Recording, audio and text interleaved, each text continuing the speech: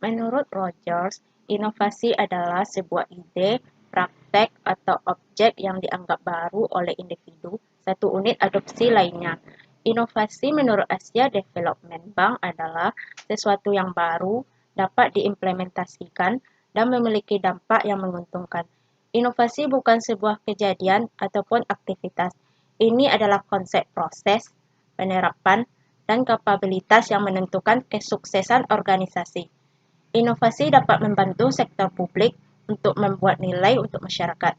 Sedangkan inovasi dalam Permenpan dan RB nomor 30 tahun 2014 tentang pedoman inovasi pelayanan publik serta kebutuhan, inovasi LAN adalah proses kreatif penciptaan pengetahuan dalam melakukan penemuan baru yang berbeda dan atau modifikasi dari yang sudah ada.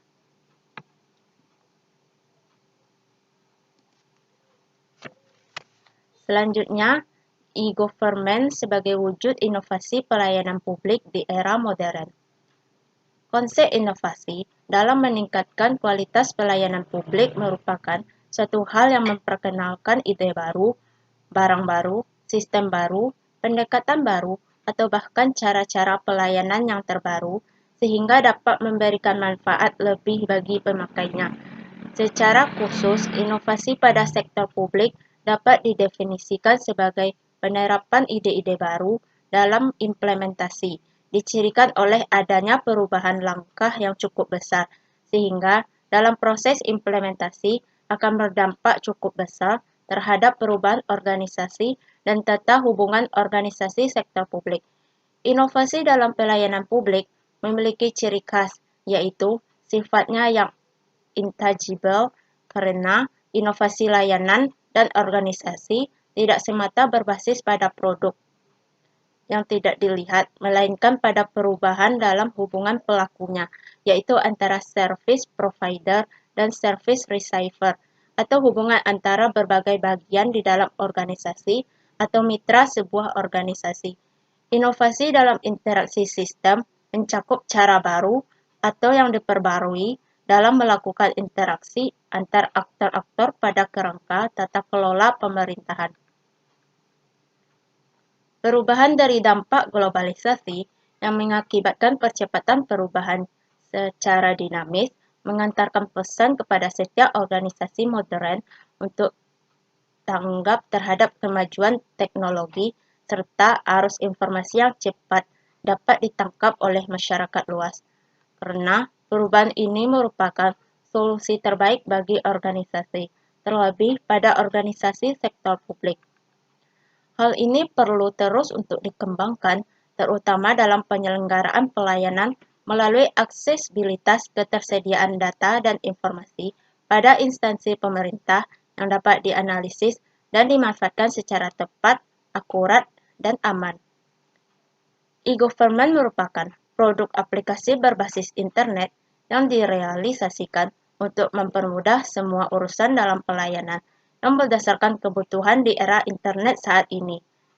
E-government dikelola oleh pemerintah untuk dapat menjalankan pelayanan online yang menghubungkan sebuah relasi antar pemerintah G2G, pemerintah dengan pelaku bisnis G2B, serta pemerintah dengan masyarakat sipil G2C. Implementasi e-government dilaksanakan dan diatur pelaksanaannya adalah untuk pembuatan situs web pemerintahan, di mana situs web tersebut merupakan strategi dalam melaksanakan pengembangan konsep e-government serta sistematik melalui tahapan yang realistis dan terukur. Tujuan dari implementasi e-government secara umum adalah sebagai berikut. Yang pertama, membuat lingkungan bisnis yang lebih baik. Yang kedua, menciptakan konsumen online yang lebih efektif dan efisien di dalam melayani maupun menerima layanan. Yang ketiga, memperkuat untuk menjadi good governance dan memperluas partisipasi publik. Yang keempat, meningkatkan produktivitas pemerintahan.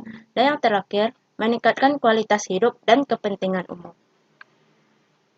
Wujud inovasi pelayanan publik dalam prinsip e-government dapat menciptakan kesejahteraan bagi masyarakat secara luas dan mampu bersaing di era digital masa kini. Maka, peran pemerintah diperlukan sehingga pelayanan publik akan berjalan secara efektif dan efisien. Adapun permasalahan kompleks yang dihadapi dalam penerapan e-government system yaitu dengan adanya perbaikan tata kelola pemerintahan. Masalah utamanya adalah resistensi dan kebimbangan saat menyikapi adanya inovasi baru untuk mendobrak kebiasaan lama, merangkum dalam 3 aspek besar permasalahan dalam penerapan e-government system, yaitu salah satunya adalah aspek budaya yang menjadi suatu permasalahan nyata. Hal ini dilihat dari resistensi dan penolakan dari masyarakat dan jajaran aparat pemerintah terhadap e-government system. Hal tersebut menjadi penghambat untuk berinovasi dalam penerapan e-government. Pelayanan publik merupakan kegiatan pemenuhan kebutuhan pelayanan sesuai perundang-undangan bagi setiap warga negara atas barang, jasa, dan atau pelayanan administratif yang disediakan oleh penyelenggara pelayanan publik. Sehingga inovasi pelayanan publik adalah terobosan jenis pelayanan baik yang merupakan ide kreatif orisinal dan atau adaptasi atau modifikasi yang memberikan manfaat bagi masyarakat. Inovasi pelayanan publik itu sendiri tidak mengharuskan suatu penemuan baru, tetapi dapat merupakan suatu pendekatan baru yang bermanfaat bagi masyarakat. Jadi, dapat disimpulkan bahwa inovasi pelayanan publik berbasis elektronik adalah suatu inovasi atau sesuatu yang baru yang mana dapat menjadi solusi bagi suatu permasalahan atau persoalan dalam pelayanan publik. Yang mana inovasi ini diterapkan dengan memanfaatkan teknologi modern dalam bentuk elektronik. Baiklah, selanjutnya kita akan membahas mengenai inovasi pelayanan kesehatan publik berbasis e-government, di mana pada kesempatan kali ini kita akan membahas mengenai studi kasus inovasi IO Chatting di Puskesmas Andalas. Kesehatan merupakan hal yang fundamental dalam kehidupan. Pembangunan yang sehat merupakan investasi bagi pembangunan masyarakat Indonesia. Oleh karena itu, peningkatan kesadaran, kemauan, dan kemampuan masyarakat merupakan sebuah prioritas. Tolak ukur keberhasilan pembangunan kesehatan diukur dari kualitas pelayanan kesehatan masyarakat. Semakin meningkatnya tantangan dalam pembangunan kesehatan, maka akan berdampak pada pelayanan kesehatan masyarakat menjadi kurang optimal. Pemerintah berupaya meningkatkan kualitas pelayanan kesehatan masyarakat dengan menciptakan berbagai inovasi melalui teknologi digital. Puskesmas Andalas merupakan salah satu bagian dari pemerintah yang ikut andil dalam meningkatkan kualitas pelayanan kesehatan dengan menciptakan program IO Chatting yang bertujuan untuk mencegah stunting di Kecamatan Padang Timur. Inovasi IO Chatting merupakan sebuah terobosan yang dilakukan oleh Puskesmas Andalas dalam rangka meningkatkan kualitas pelayanan publik dengan menciptakan ide atau gagasan kreatif dalam mengedukasi masyarakat tentang pencegahan stunting. Inovasi ini bersifat orisinal dan sudah direplikasi internal pada 3 wilayah Puskesmas Andalas dan replikasi eksternal di 23 puskesmas sekota Padang. Dalam penyelenggaraannya, inovasi ini memenuhi kriteria pelayanan publik, di mana dengan inovasi ini, pelayanan ibu hamil, bayi, dan balita menjadi lebih mudah. Administrasi pelayanan menjadi lebih jelas, kelengkapan sarana dan prasarana pelayanan mempermudah masyarakat dalam menerima layanan. Akses pelayanan dapat dijangkau oleh seluruh lapisan masyarakat dengan biaya murah, serta menerapkan etika, kesopanan, dan keramahan kepada masyarakat. IO Chatting terdiri dari 3 paket program, yaitu yang pertama ada grup WhatsApp Ibu Hamil, yang kedua ada Rumah Gizi, dan yang ketiga ada Digital Education, aplikasi IO Chatting berbasis Android. Paket pertama dari IO Chatting yaitu grup WhatsApp Ibu Hamil. Merupakan media komunikasi dan diskusi mengenai kesehatan dan gizi kehamilan, di mana grup WhatsApp ini beranggotakan ibu hamil sekecamatan Padang Timur, terutama yang jarang terpantau oleh tenaga kesehatan. Grup WhatsApp ibu hamil ini setiap minggunya diberikan materi kehamilan dari dokter puskesmas, dan setiap bulannya dilakukan live discussion dengan dokter spesialis dengan topik diskusi yang berasal dari hasil voting anggota grup. Paket kedua yaitu Rumah Gizi, yang merupakan wadah untuk mengintervensi bayi balita dengan gizi kurang dan gizi buruk agar tidak berkelanjutan menjadi stunting. Rumah Gizi dibentuk atas inisiasi masyarakat dengan struktur kepengurusan juga dari masyarakat sekitar. Kegiatan yang dilakukan pada Rumah Gizi berupa praktek pengolahan makanan, dan edukasi pola asuh pada bayi dan balita. Dengan kegiatan transfer pengetahuan, diharapkan terjadi perubahan sikap dan perilaku pada ibu atau pengasuh anak mengenai pola makan dan pola asuh yang benar pada bayi dan balita, sehingga stunting dapat kita cegah. Dan paket terakhir dari Ayo Chatting yaitu Digital Education, aplikasi Ayo Chatting berbasis Android. Paket ini merupakan media edukasi digital mengenai pencegahan stunting, didukung fitur pencatatan dan pemantauan gizi ibu hamil, bayi, dan balita. Aplikasi ini juga menyajikan layanan pendaftaran dan konsultasi online langsung dengan dokter. Berdasarkan teori e-government, aplikasi Ayo Chatting telah meningkatkan efisiensi pemerintah dalam mendapatkan data ibu hamil, bayi, dan balita dalam wilayah kerjanya selama 24 jam sehari dan 7 hari dalam seminggu, di mana setiap masyarakat dapat melaporkan datanya melalui aplikasi Ayo Chatting dan pemerintah dapat secara berkala mendata masyarakat. Efektivitas pemerintah juga meningkat karena melalui teknologi komunikasi dan informasi, pemerintah mendapatkan pembaharuan data yang berkelanjutan setiap saat dan mengurangi penggunaan form manual untuk melakukan pendataan yang rentan, rusak, dan sulit untuk didistribusikan. Transparansi pemerintah juga terlihat dari tingginya tingkat partisipasi masyarakat yang memanfaatkan aplikasi Ayo Chatting, sehingga terjadi interaksi yang interaktif antara pemerintah dan masyarakat untuk mencapai tujuan nasional yang diimpikan. Akuntabilitas pemerintah dalam pengelolaan program pencegahan stunting juga dapat dipertanggungjawabkan, mengingat peran aktif masyarakat juga menjadi faktor utama dalam program pemerintah, sehingga semakin aktif masyarakat dalam menggunakan aplikasi Ayo Chatting, maka semakin dapat dipertanggungjawabkan juga program pencegahan stunting yang dibuat oleh pemerintah.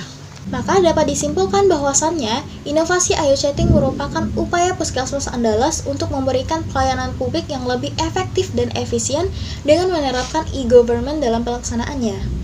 Masyarakat merupakan sasaran utama pelaksanaan inovasi Ayo Chatting juga mendapatkan manfaat dari pelaksanaan inovasi ini, di mana dengan adanya penerapan e-government dalam inovasi Ayo Chatting, masyarakat dapat memperoleh informasi dengan akses dan tampilan yang lebih efektif, efisien, menarik, serta berkualitas untuk mencapai tujuan pembangunan kesehatan nasional. Sebelumnya, di Indonesia telah dikeluarkan Instruksi Presiden Nomor 3 Tahun 2003 untuk mendukung tata kelola pemerintah berbasis teknologi informasi dan internet yang disebut dengan Electronic Government. Electronic Government yaitu memanfaatkan teknologi informasi oleh pemerintah untuk meningkatkan komunikasi antara pemerintah, masyarakat, swasta, dan pihak-pihak yang memiliki kepentingan terhadap pelayanan pemerintah yang cepat, tepat, dan transparan. Tujuan penerapan e-government yaitu untuk menciptakan jejaring komunikasi yang baik dalam hal interaksi antar pemerintah, masyarakat, swasta, dan pihak-pihak yang berkepentingan. Pelayanan publik merupakan hal yang penting dalam mendukung aktivitas masyarakat sehari-hari. Partisipasi dari masyarakat sangat diperlukan untuk membantu dan memperbaiki kinerja pemerintah dalam memberikan pelayanan publik yang baik dalam upaya pembangunan nasional. Kini pemerintah telah melakukan inovasi pelayanan publik mengenai sarana pengaduan masyarakat melalui lapor atau layanan aspirasi dan pengaduan online rakyat, yang mana merupakan sistem berbasis teknologi informasi yang dibangun oleh kantor staf presiden. Layanan ini menjadi sistem pengelolaan pengaduan pelayanan publik nasional atau SP4N dan telah diterapkan oleh semua kementerian dan lembaga di Indonesia. Aplikasi ini telah diterapkan di tingkat pemerintah daerah, Kota Semarang contohnya. Pemerintah Kota Semarang mempunyai aplikasi Lapor Handy, yang mana merupakan aplikasi yang berbasis online dan diperuntukkan untuk masyarakat Kota Semarang yang memiliki aspirasi atau masalah dalam pelayanan publik di Kota Semarang. Dalam aplikasi Lapor Handy yang mulanya diperuntukkan untuk penghubung aspirasi warga Kota Semarang dengan Wali Kota Semarang, sekarang menjadi luas dalam pelayanannya. Permasalahan tentang bully maupun permasalahan wanita dan anak difasilitasi dalam fitur Geber Septi atau Gerakan Bersama Sekolah Peduli dan Tanggap Bullying. Menurut riset Lembaga Pusat Telaah dan Informasi Regional atau PATIRO, sistem pelaporan aduan masyarakat Semarang lewat sarana Lapor Handy masih dirasa kurang efektif berjalan. Banyak aduan atau laporan yang masih belum direspon dengan baik dan cepat melalui SMS 1708, Twitter Lapor Hendy, dan Pusat Pengelolaan Pengaduan Masyarakat atau P3M Pemkot Semarang. Hal tersebut diungkapkan setelah Patiro melakukan uji terhadap sistem pengaduan lapor Hendy pada September kemarin, di mana terdapat 14 pengaduan terdistribusi melalui SMS Lapor Hendy sebanyak 6 pengaduan, Twitter Lapor Hendy sebanyak 6 pengaduan, Facebook P3M sebanyak 1 pengaduan, Loket P3M sebanyak 1 pengaduan. Melalui uji tersebut dihasilkan dari 12 pengaduan yang dikirim ke Lapor Hendy, ada 6 pengaduan sebanyak 50% pengaduan tidak direspon. Berdasarkan data yang dikumpulkan penulis dalam jurnal tersebut, disimpulkan bahwa pemerintah Kota Semarang sudah menyediakan kemudahan dalam pelaporan kekerasan terhadap anak maupun perempuan. Angka jumlah kekerasan di Kota Semarang dari tahun 2016 hingga trimester pertama tahun 2017, yaitu sekitar bulan Maret tahun 2017, angka kasus kekerasan terhadap anak dan perempuan justru meningkat, sehingga dapat disimpulkan bahwa belum ada pengaruh konkret aplikasi ini terhadap penurunan angka kasus kekerasan di Kota Semarang. Hal itu ditunjukkan dari laporan salah seorang warganet melalui kolom komentar salah satu kiriman Hendy. Sapa Nakrab Hendrar Pihadi di media sosial Instagram pada Rabu 4 Oktober 2017. Pelapor itu mengungkapkan dirinya harus menyampaikan ulang laporan tersebut melalui akun Instagram Hendy lantaran laporan melalui layanan pesan singkat tak mendapatkan tindak lanjut. Lapor Hendy, saya tahu Pak sebenarnya hanya untuk SMS tapi tidak ada tindak lanjut. Pak Hendy, di daerah rumah saya ada deretan kanan jalan dari PLN Karangrejo Raya Jatingele RT 004 RW 002. Airnya tidak mengalir sudah 1 minggu Pak. Tetangga juga sudah demo di PDAM dan SMS lapor Hendy tetapi no respon Pak. Semoga Bapak membaca dan menindaklanjuti ya Pak atas perhatiannya, terima kasih. Ungkap pengguna akun Instagram Nisa YSFTR. Mengetahui hal itu, Hendy justru malah bertanya mengenai balasan pesan singkat lapor Hendy. Sudah dapat link balasan, tanya orang nomor Wahid di ibu kota Jawa Tengah. Itu. Pengguna akun Instagram Nisa YSFTR mengaku sudah mendapatkan balasan, namun tidak ada tindak lanjut dari pihak terkait. Sudah Pak, tapi dari kemarin tidak ada kelanjutan dan tadi pun sudah ke PDAM Kelut untuk protes, tapi petugas juga tidak menindaklanjuti, bebernya. Dari riset yang diperoleh dari Lembaga Pusat Telaah dan Informasi Regional Patiro, Kota Semarang, sistem pelaporan aduan masyarakat Semarang lewat sarana lapor Hendy dirasa masih kurang efektif berjalan. Banyak aduan atau laporan yang masih belum direspon dengan baik melalui SMS, Twitter, dan Pusat Pengelolaan Pengaduan Masyarakat atau P3M Pemkot Semarang. Kesimpulannya, dari berbagai data yang disajikan di atas adalah aplikasi ini belum berjalan secara efektif dan efisien. Lamanya waktu penanganan dari awal pengaduan, bahkan beberapa pengaduan tidak mendapatkan respon. Permasalahan ini membuat masyarakat yang kurang antusias lagi untuk menggunakan aplikasi ini. Menjelaskan mengenai elemen dan faktor pendukung governansi inovasi dalam pelayanan publik pemerintah. Tapi sebelum itu, tahukah teman-teman bahwa kemajuan teknologi informasi sebagai bagian dari globalisasi tidak terpisahkan dari masyarakat modern seperti sekarang ini, yang telah membuat tuntutan bagi pemerintah untuk lebih transparan dalam memberikan pelayanan, lebih efektif dan efisien dalam menyelenggarakan tugas kepemerintahannya, dan juga memberikan akses yang mudah terhadap informasi yang diperlukan.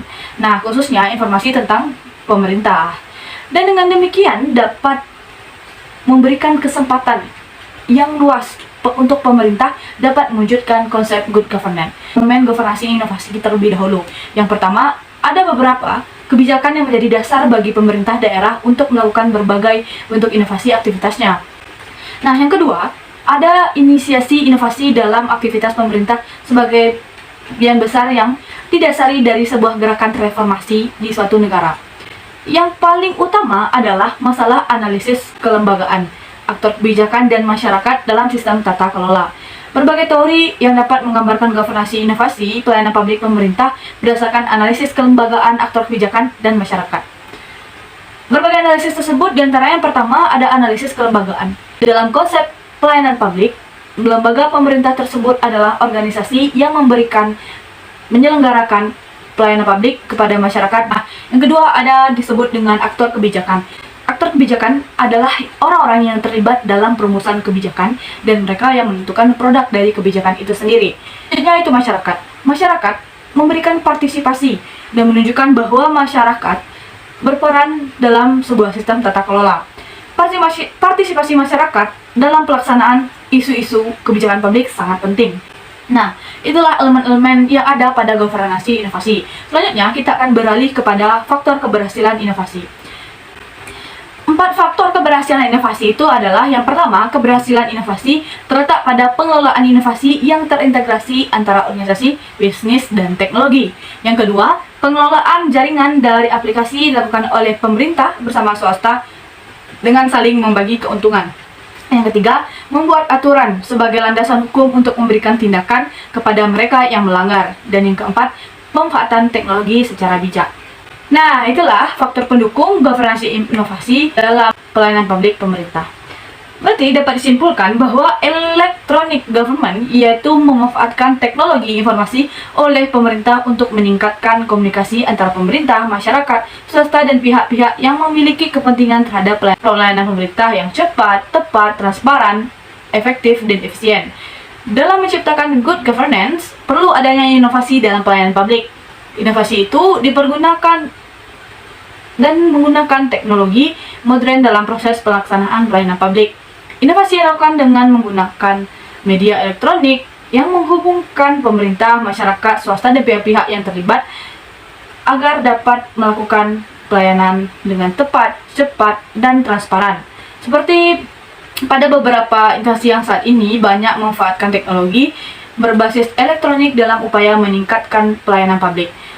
Meskipun banyak diantaranya yang tidak dikelola dengan baik dan mencapai tujuan pelayanan yang praktis, cepat, dan nyaman. Namun, dapat diketahui bahwa memang kemajuan teknologi dan informasi yang sudah menjadi bagian globalisasi itu sangat membantu dan bermanfaat sekali untuk mendongkrak pelayanan publik yang diberikan pemerintah. Dan hal ini tentunya akan membuat pemerintah dengan baik bisa mencapai konsep good governance. Sekian, saya ucapkan terima kasih. Assalamualaikum warahmatullahi wabarakatuh.